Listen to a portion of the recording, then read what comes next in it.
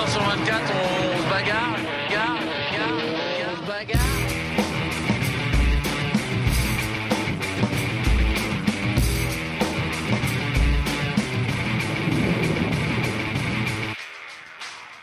Bonjour à tous, des records de vitesse, des conditions musclées, Arnaud Boissière qui trinque avec le cap de Bonne-Espérance et Jean Le Cam qui prépare une surprise pour Noël. Voilà ce qui vous attend dans ce journal du Vendée Globe. Après avoir franchi la porte Crozet, les hommes de tête arrivent à la 3e porte des glaces, la porte Amsterdam. Comme vous le voyez, on trouve toujours le groupe de 5 en tête, très proche, suivi du groupe Golding, Le Cam, Vavre, plus au nord. Le reste de la flotte est plus étiré. Javier Sanso arrive à la porte de Crozet. Tanguy Delamotte passe tout juste le cap de Bonne-Espérance. Alessandro Di Benedetto est le seul concurrent encore dans l'océan Atlantique. Le point sur le classement avec un nouveau changement de leader. François Gabard a pris les commandes de la course. Il est passé devant Armel Lecléache cet après-midi et à 16h, il comptait moins de 2000 d'avance sur le skipper de Banque Populaire. Les deux leaders vraiment au coude à coude. Avec 87 000 de retard, Jean-Pierre Dick est tout près. Tout près également Bernard Stamm et Alex Thompson aux 4e et 5e places. Dans le groupe des 3 poursuivants, Dominique Vavre est légèrement distancé par Mike Golding et Jean Le Cam. En 9e position, Javier Sanso voit son avance sur Arnaud Boissière se réduire. Et aux 3 dernières places, on trouve toujours Bertrand De Broc, Tanguy Delamotte et Alessandro Di Benedetto à un peu moins de 3000 milles de François Gabard. Ça va vite, très vite en tête de course, entre 20 et 22 nœuds de moyenne. Les skippers font tourner leur machine à pleine puissance. On monte à bord de Virbac Paprec 3 avec Jean-Pierre Dick.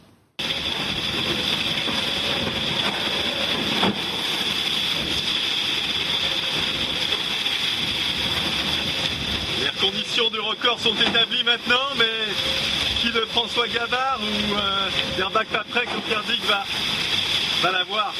That's the question. Et pour l'instant, la palme revient à François Gabard. Le skipper de Massif a établi un nouveau record de distance parcourue sur 24 heures, plus de 532 000. Quelques heures plus tôt, Jean-Pierre Dick avait déjà amélioré ce record avec 502 000 parcourus. Les skippers continuent donc d'affoler les compteurs grâce à des vents forts, mais dans des conditions musclées. Beaucoup de mouvements et beaucoup de bruit dans ces bateaux lancés à pleine vitesse. Vous allez pouvoir vous en rendre compte par vous-même avec François Gabard. 35-42 et le bateau plus bas entre 22. C'est assez impressionnant, je sais pas beaucoup de voile pourtant, mais tout fait pour pas beaucoup balancer non plus. J'essaie d'y aller vite, mais bon, ça n'arrive pas d'accélérer. J'en profite, tant mieux. Alors, pour bien vivre les conditions musclées du moment, les parents m'avaient prévu pour le premier mois de course une petite fiole de Pinot d'échange.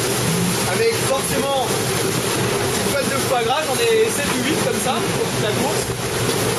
Donc aujourd'hui, foie gras, Pinot d'échange. Un peu d'ivresse permettra de bien vivre les conditions musclées du moment. J'espère que ça bouge, je ne sais pas si vous l'entendez d'ailleurs. Vous l'entendez certainement.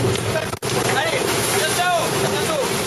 Avec modération, bien sûr, le Pinot. Ce week-end, Arnaud Boissière a passé le cap de Bonne-Espérance. C'est la 2e fois dans sa carrière de marin. À bord d'Akena Véranda, le skipper arcachonnais a tenu à fêter dignement cette entrée dans l'océan Indien. Il a donc ouvert une bonne bouteille de vin. Malgré sa 10e place et son retard sur la tête de la course, tout va bien pour Cali et pour son bateau. C'est un symbole pour moi, le cap de Bonne-Espérance. C'est le début des mers du Sud, etc. Et que c'est quand même un bel endroit à passer en bateau à voile. Donc voilà, et tu vois, je me suis rendu compte hier que grâce à mon papa que je suis passé le même jour qu'il y a 4 ans.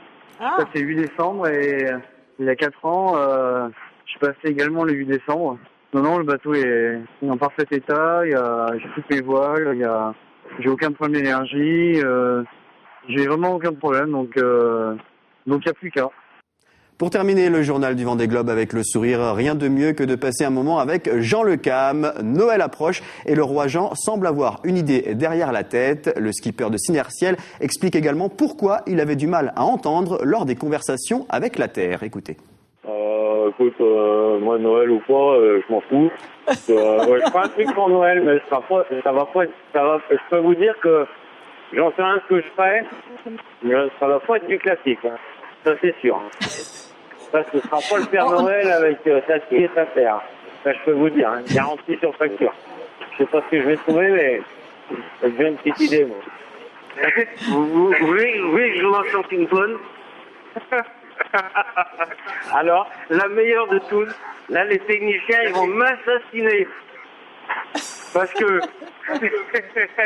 vous savez que j'avais des problèmes de son à bord du bateau, j'entendais fort, machin, etc. Mais l'iridium, le petit iridium, en fait, ce qui se passe, c'est que les touches numérotées, elles sont à l'extérieur. Et en fait, depuis un mois, je prenais le combiné à l'envers. Je me suis aperçu de ça hier. Alors c'est pour ça que j'entendais mal. Maintenant, je vous entends très bien, en fait. Voilà, c'est la fin de ce journal du Vendée Globe. Je vous donne rendez-vous demain pour un nouveau point sur la course. Salut.